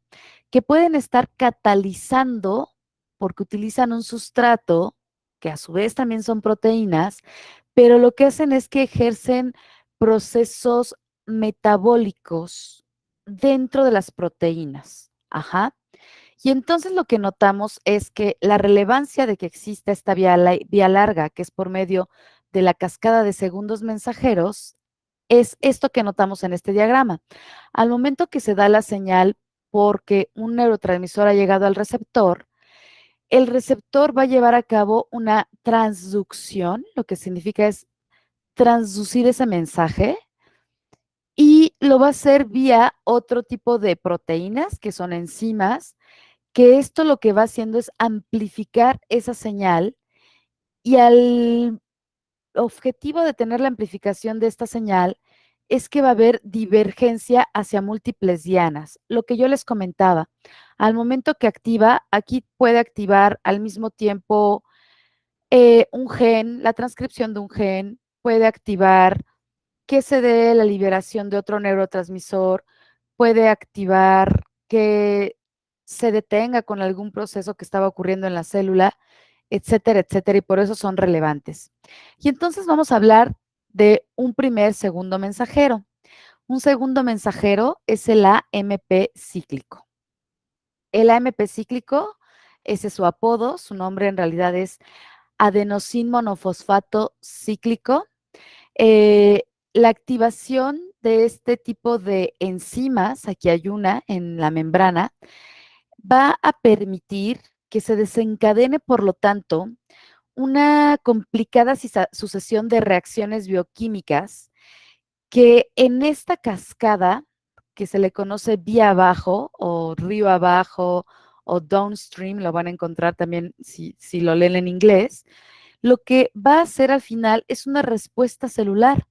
Y al tener una respuesta celular, se da una alteración o un cambio en la función neuronal. Entonces, entre esta primera enzima y otras enzimas, aquí lo que está ocurriendo entre estas dos es la cascada por segundos mensajeros, la cual ocurrió en principio por la activación de la proteína G, que a su vez va a estimular a una proteína. Veamos este caso del AMP cíclico. Llega entonces un neurotransmisor a su receptor de 7 segmentos transmembranales.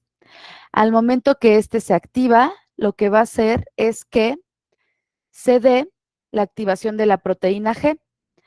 Aquí en este caso, entonces se va a desplazar la subunidad alfa de nuestra proteína G y al desplazarse de este lado va a activar a esta enzima que es la adenilato ciclasa. Cuando esta adenilato ciclasa se activa, lo que va a hacer es que va a convertir el ATP, el adenosín trifosfato, en adenosín monofosfato. Y aquí está este segundo mensajero ya, el surgimiento del segundo mensajero, porque el adenosín monofosfato lo que va a hacer es que cuando está presente en el citosol y al aumentarse, a su vez va a activar a otra enzima, que es la proteína quinasa o sinasa A, alias la PKA. Entonces, si hay un aumento de adenosín monofosfato, lo que ocurre es que se activa la PKA. Si no hubiese un aumento del AMP cíclico, esta estaría inactiva. Vean por qué es importante aquí la activación de este segundo mensajero, porque activa a la proteína sinasa A. Y una vez que esta está activa, todo esto ya está ocurriendo a nivel del citosol, entonces podemos obtener una respuesta celular. ¿Qué es esa respuesta celular? Ya les comentaba. Transcripción de genes, activación de otra proteína. Cada vez que hay proteínas activas, nosotros entonces tenemos un cambio en nuestra función y al tener un cambio en nuestra función, entonces tenemos un cambio en nuestra conducta. Por eso son relevantes los segundos mensajeros. ¿Dudas o preguntas con esto? Maestra, entonces, ¿los segundos mensajeros se generan dentro de la célula? O bueno, Exacto. Bueno, sí, dentro de la célula y también se activan dentro de la célula. En el primer mensajero. Sí, aquí por ejemplo tenemos a el mensajero que es el neurotransmisor. Ajá. Entonces el primer mensajero sería esta enzima, que es la adenilato ciclasa, que se activó por la subunidad alfa de la proteína G. El segundo mensajero es que cuando se activa esta adenilato ciclasa, transforma el adenosín trifosfato en adenosín monofosfato. Y este es el segundo mensajero, porque al estar activo el AMP cíclico va a activar a otra enzima, que es la proteína sinasa A. Ajá. Sí, maestra. Gracias. Ok. Entonces, aquí lo tenemos en una manera visual del AMP cíclico y lo tenemos específicamente con el neurotransmisor de noradrenalina en su receptor beta y aquí tenemos el otro ejemplo de su receptor alfa 2. Vamos a ver qué es lo que está ocurriendo. llega el neurotransmisor a su receptor de 7 segmentos transmembranales que está acoplado a una proteína G. Lo activa. Una vez que lo activa, entonces se da la disociación de la subunidad, bueno, se activa en la subunidad alfa, se da el cambio de GDP a GTP. Esto la hace estar activa y desplazarse a otra proteína. En esta proteína, como habíamos visto, la adenilatociclasa lo que va a hacer es transformar el ATP a AMP cíclico. Al transformarse el AMP cíclico se da un aumento del AMP cíclico y entonces esto permite que se active la proteína sinasa A, o sea, la PKA. Ahora bien, esto ocurre con este receptor beta de noradrenalina, pero para que este proceso también esté ocurriendo, también tiene que haber muchos procesos, la gran mayoría de los procesos bioquímicos están regulados mediante un tipo de mecanismo que se le conoce como tira y afloja, es decir, algo que lo activa y también algo que lo inactiva. Lo que les comentaba, piensen siempre que el proceso de estar despiertos es un proceso justamente, pero tiene que existir otro que lo inactive. ¿Qué inactiva que nosotros estemos despiertos? Pues el sueño, pero el sueño per se también es un proceso. ¿Cómo se inactiva ese proceso? Pues con la vigilia. O sea, así tienen que ver esto, como en una función completa tiene una parte donde hay una cara y una cruz. Están los dos lados de la moneda. Y que mientras está de un lado está ejerciendo un tipo de función, pero si está de otro lado está ejerciendo otro tipo de función. Entonces, ¿cómo se inactiva? Ok, no podemos estar todo el tiempo teniendo aumento de AMP cíclico. Entonces, aquí lo que notamos es en este otro lado, vean, por la noradrenalina, que también puede activar a su receptor alfa 2, se le dice que este más bien es un receptor inhibidor. ¿Qué es lo que pasa? Al momento que lo activa, también va a activar a la proteína G. Entonces, la subunidad alfa, que se activa gracias a que el GDP cambia a GTP, se desplaza hacia la adenilatociclasa. Pero esta subunidad alfa de esta proteína G es una proteína G inhibidora, es una GI. Entonces, cuando se desplaza la subunidad alfa, pero que proviene de una proteína G inhibidora, llega también a la adenilatociclasa, pero vean cómo está aquí el simbolito de menos, ¡puc! Lo que hace es inactivarla. Y al momento de que la inactiva, entonces, adenilatociclasa ya no va a transformar ATP en AMP cíclico y entonces ya no va a haber tampoco activación de esta otra enzima que es la PKA. ¿Dudas al respecto? Maestra, ¿cómo llamó ese ahorita el proceso de tira y afloja? ¿O cómo lo Ajá, mencionó? tira y afloja, se le dice. Tira y afloja. Ujú. Es justamente como este jueguito del estira y afloja en muchas relaciones o vínculos, ¿no? Estar en un estira y afloja. Algo Ujú. que da, algo que inhibe. Es exactamente así también funciona esto. Entonces, pues ahorita ya revisamos la vía de señalización del segundo mensajero, que es el AMP cíclico. Ahora vamos a revisar, esta tiene una divergencia, pero es la misma, la vía de la activación de dos mensajeros, segundos mensajeros. Estos segundos mensajeros es el IP3 o inositol trifosfato y el DAG, que es el diacilglicerol. Estos son bien importantotes. Cuando empecemos a ver ya más a profundidad trastornos y los revisemos, verán cómo hay una redundancia en varias cosas de estos segundos mensajeros.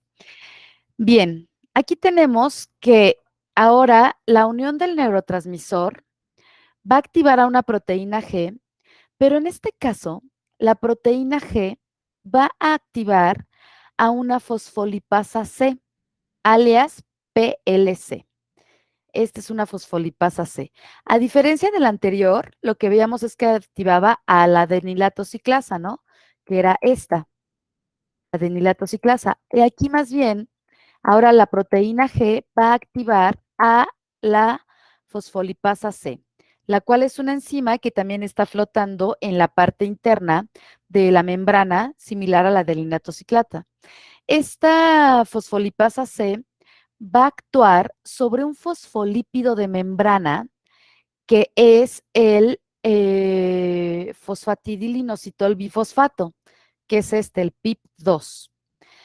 Al momento que actúa sobre que forma parte de la membrana, lo que va a hacer es que lo va a dividir en dos moléculas que van a actuar como segundos mensajeros. Lo va a dividir en diacilglicerol y en inositol trifosfato, alias IP3. Entonces aquí tenemos dos segundos mensajeros que están siendo activados por la fosfolipasa C, producto de la activación de la proteína G. ¿Qué va a pasar? El inositol trifosfato lo que va a hacer es que se va a ir hacia retículo endoplásmico liso y ahí va a activar a los canales de calcio. Entonces, lo que está haciendo es que ese reservorio de calcio que se encuentra dentro del retículo endoplásmico salga hacia el citosol. Mientras tanto, ¿qué va a hacer el diacilglicerol? Pues el diacilglicerol, por su parte, se va a ir a activar a otra enzima que se le conoce como proteincinasa C, alias PKC, la cual a su vez va a dar respuesta o activación a otro tipo de respuesta celular. ¿Dudas de esta vía? No. Ok. Entonces, pues aquí está lo mismo, pero como con un poquito más en un dibujito, justamente el ligando, la activación de la proteína G activa fosfolipasa C. Al activar fosfolipasa C, esta va a actuar sobre el fosfolípido de membrana, que es el diacilbifosfato, el fosfatidil inosol bifosfato, que se va a disociar en dos, en inositol trifosfato, alias el IP3, y en diacilglicerol. El IP3, ¿qué va a hacer? ¡Pum! Se va a ir a activar los canales de calcio del retículo endoplásmico para liberar ese reservorio de calcio.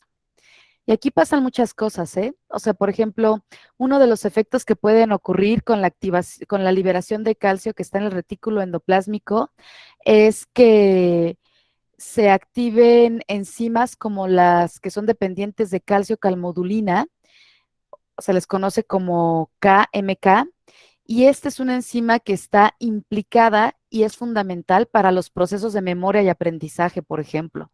O sea, vean cuál es la relevancia de esto de los segundos mensajeros. Por su parte, el diacilglicerol se va a ir a activar a la PKC, o sea, la proteincinasa C, y esta va a fosforilar, ahorita vamos a ver qué es esto de fosforilar, otras proteínas que a su vez también van a tener finalmente una respuesta celular.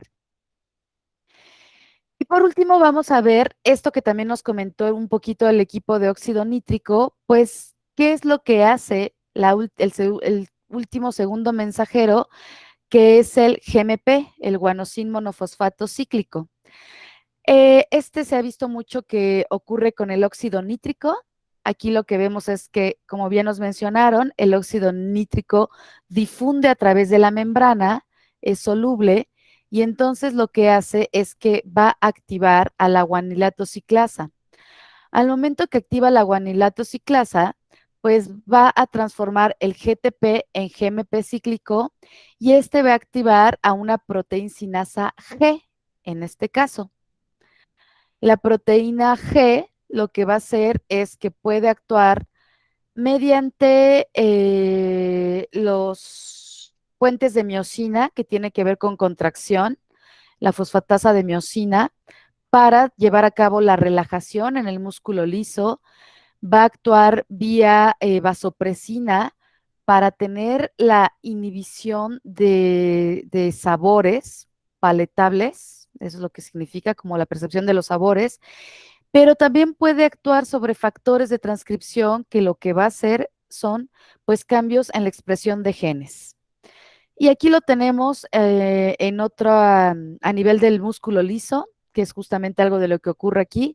Vean cómo difunde el óxido nítrico, que estas son sus siglas, NO, activa a la guanilato ciclasa.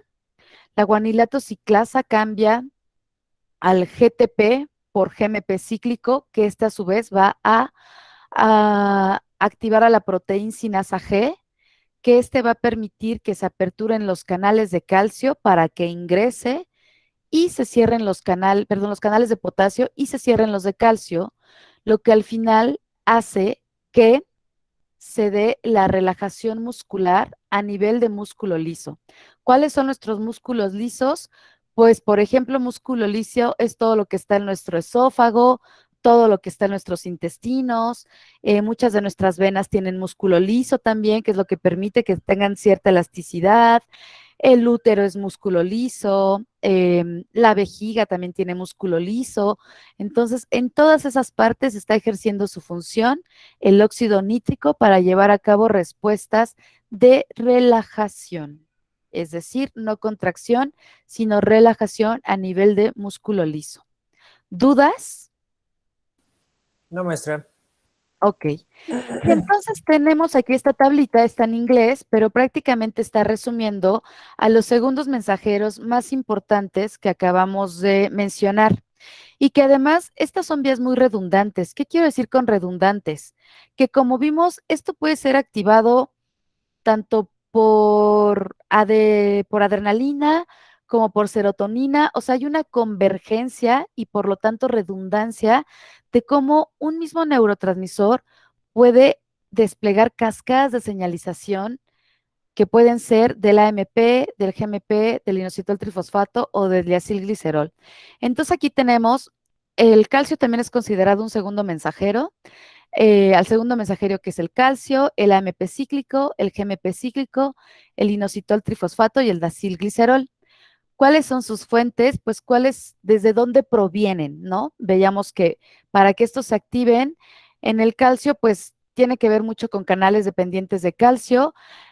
A nivel del retículo endoplásmico, tiene que ver con los receptores de inositol trifosfato que estaban ahí, como vimos ahorita en la vía de señalización del diacilglicerol, y con receptores de rianodina que también se encuentran a nivel de la membrana del retículo endoplásmico. ¿Qué es lo que van a hacer? ¿Cuáles son como sus objetivos intracelulares?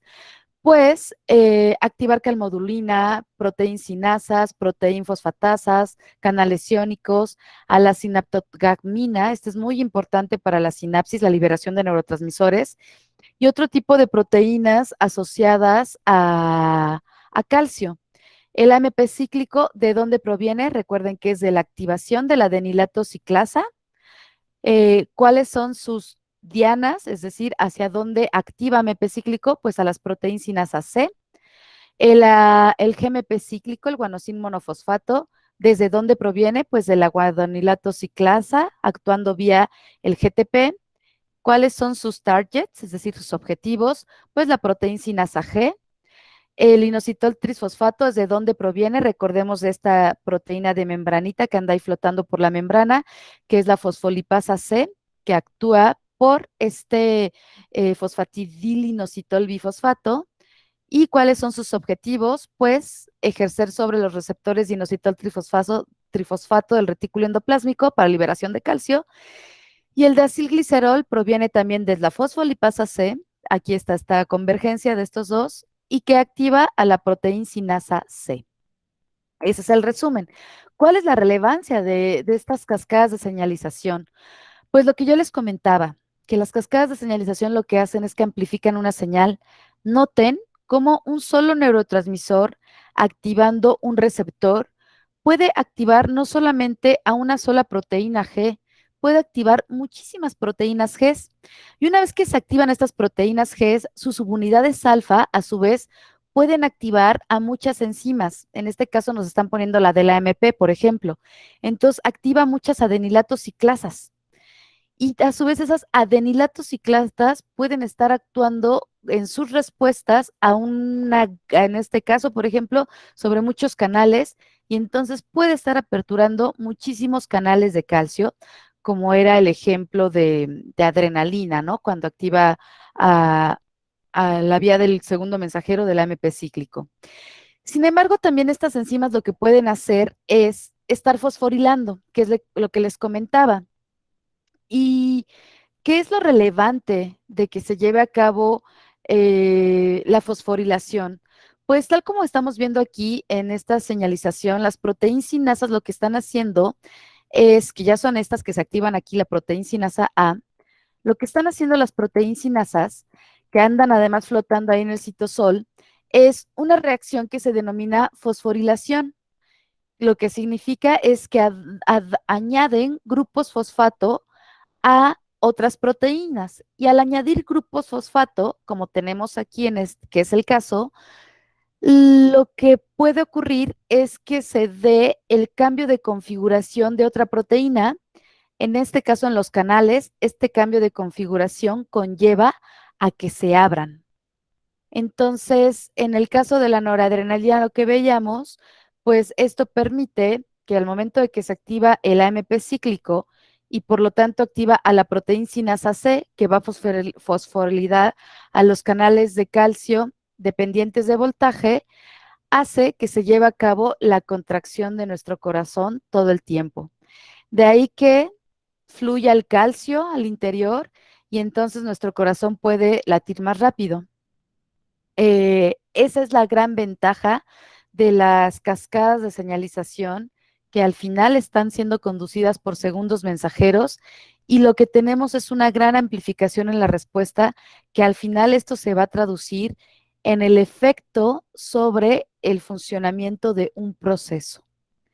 ¿Dudas al respecto? No, maestra. Ay, Dios, mucha información que procesar. Perdón, Uriel, ¿no te escuché? Mucha información que procesar, maestra. Ya sé, ya sé. Lo bueno es que ya se están quedando grabadas las sesiones, entonces me parece que esto ya lo va a gestionar la Dirección de Asuntos Académicos, pero si ustedes solicitan esta clase así como de, ay, necesito repasar la clase de segundos mensajeros, yo de cualquier forma les voy a compartir la presentación en el aula virtual, es decir, solamente el PowerPoint, pero ya nos están solicitando que grabemos todas nuestras sesiones, entonces supongo que eso va a quedar, cuando ustedes lo soliciten, a disposición de ustedes para que lo puedan estar repasando. ¿Vale? Perfecto, maestra. Gracias. Gracias, maestra. Gracias a ustedes. Gracias. Yo me siento contenta porque ya terminamos finalmente la primera unidad. El próximo jueves iniciaríamos con la segunda unidad. Ya les he estado subiendo material para esta segunda unidad. Nada más les voy adelantando que va a haber tareas en equipo nuevamente para que estos cambios que se dieron de los estudiantes que se cambiaron de grupo lo consideren, y por si tienen que hacer algún cambio en su equipo, me lo comuniquen, por favor, ¿va? Sí, maestra. Sí, maestra. De acuerdo. Ok. No olviden terminar de votar, por favor, es decir, de calificar a los equipos que expusieron hoy, y nos vemos el próximo jueves. De acuerdo, Hasta luego, maestra. maestra. Que maestra, tengan buenas gracias. tardes, hasta luego. Uriel, ¿me mandas Descansen. correo? Sí, maestra. Ok. Cuídese, maestra. Nos Hasta vemos. luego. Cuídese mucho. Bye. Hasta luego, maestra, cuídese. Ustedes también.